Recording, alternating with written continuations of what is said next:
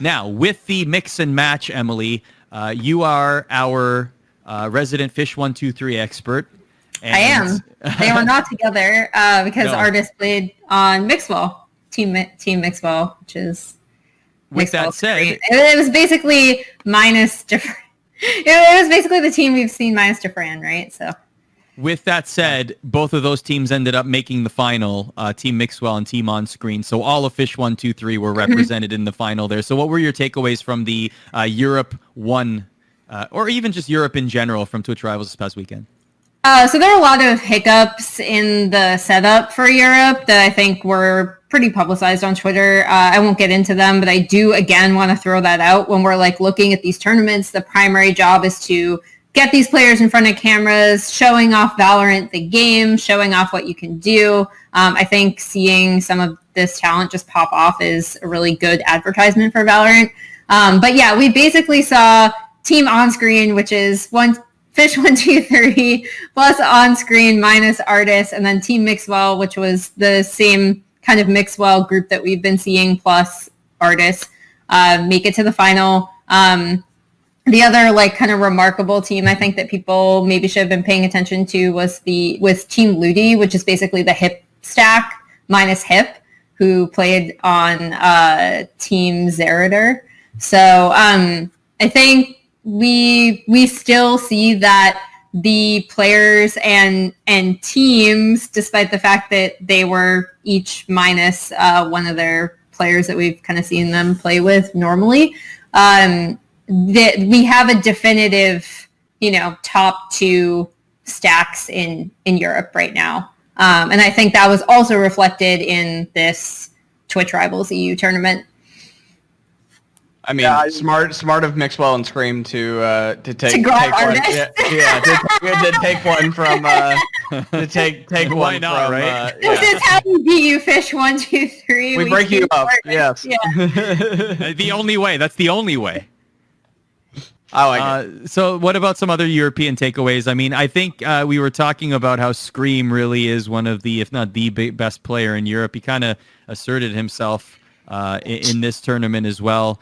He just seems to be really good. Tyler, he just seems to be really good in any situation you put him in. But I don't want to say I'm over European tournaments. I'm not. I literally last week I literally said that I'm not looking too much into Europe because I know who the top two teams are going to be, and it's probably going to be Team Mixwell ScreaM winning, and it literally went exactly as I thought it would go. EU needs some infrastructure. It needs a team or two to kind of come in and start, building things. Because I had a conversation with Mixwell over Twitter where we were talking about game mechanics and game skill, and he basically just said, Team Prodigy, we're just friends. We don't practice together. We just kind of get on together, and just frag out. And that's the team that's winning everything in Europe.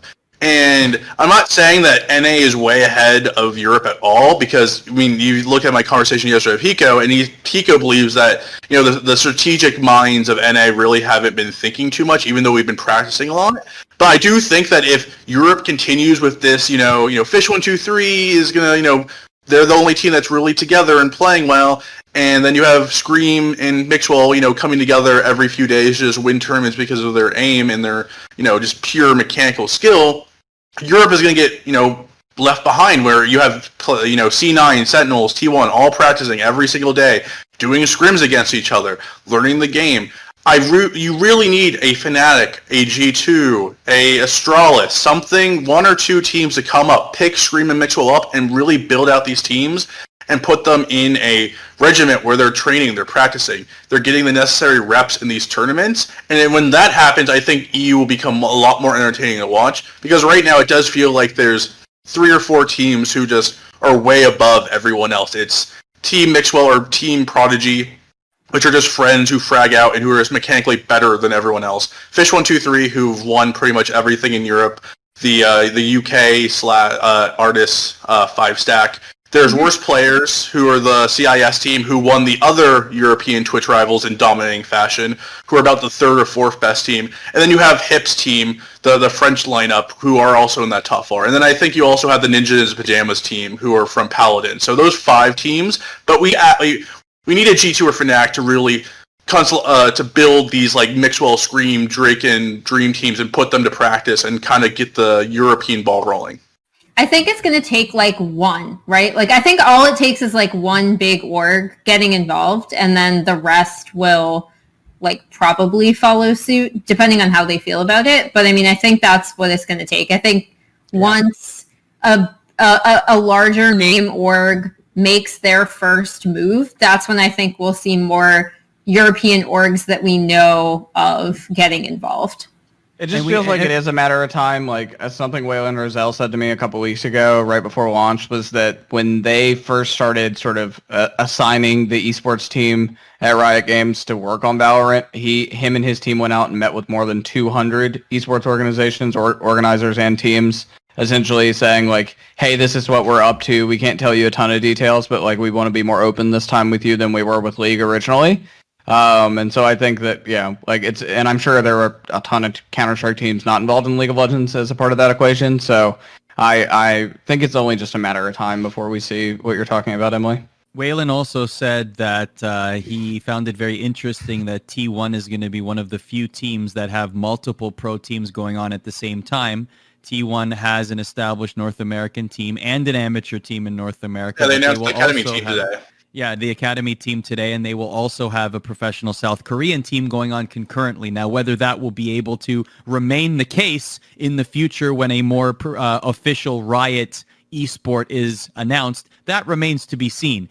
But one thing I will say about all of this is that remember that T1 signed a player well before Valorant was even a thing, right? Yeah. In the sense that Brax didn't have a second of gameplay on the game. I know I've said that many times before on this program, but to get the ball rolling, that really got the ball rolling, at least in North America. So maybe it will take something like that to get the ball rolling in Europe, whether it's a G2 or a Fnatic or whoever. Carlos of G2 did tweet today that G2 Esports will win a Valorant World Championship. So I think that's like confirmation of a confirmation that G2 is going to get into Valorant. They've already done tournaments of their own. They've been very active. Yeah. Carlos loves the game.